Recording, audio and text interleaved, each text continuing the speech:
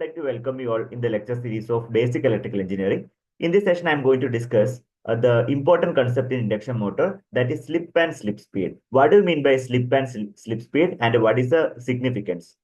So, first of all, let us understand what is the meaning of slip speed. So, according to the definition, the slip speed is nothing but the difference between, you can check it up, the difference between the synchronous speed of the rotating magnetic field and the actual speed of the rotor, that is known as slip speed. So here the ns represents the synchronous speed. I mean, it is a speed of rotating magnetic field, where n is known as actual speed, or it is also known as rotor speed. So if you calculate the difference, I am able to get the slip speed. In order to work the induction motor, there must and should be a slip speed. So you know that the synchronous speed you can calculate by using the formula 120 into F by P, where F is known as supply frequency and P is known as number of poles of the motor stator, right? So this is actually called synchronous speed and the actual speed. And if you calculate the difference, you will be getting the slip speed. Now I would like to proceed further. Now I'm going to talk about the slip, very, very important concept in the induction motor. So we already discussed the slip speed. If you take the ratio of slip speed to the synchronous speed, then I'll be getting the slip. So it is expressed as, we can write like the slip speed by the slip is nothing but slip, it is denoted by the letter S, that is equal to slip speed by synchronous speed.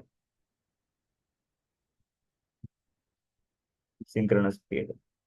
So mathematically, we can write like slip speed is nothing but ns minus n divided by synchronous speed is nothing but ns. So ns minus n divided by ns. In another manner, we can write it is expressed as the ratio of changes in synchronous speed and the rotor speed. That is nothing but ns minus n divided by synchronous speed. That is actually called slip.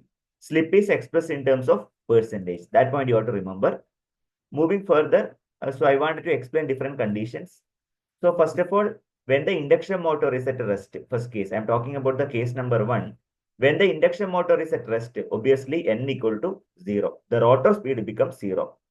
So only the synchronous speed is existing. Therefore, the slip is nothing but ns minus n divided by ns. So ns minus 0.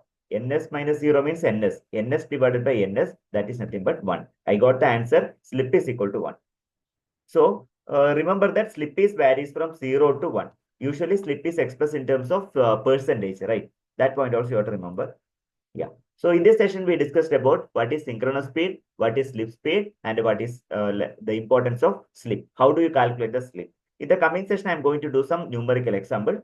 So later, I'll be discussing about the derivation of the frequency of rotor current.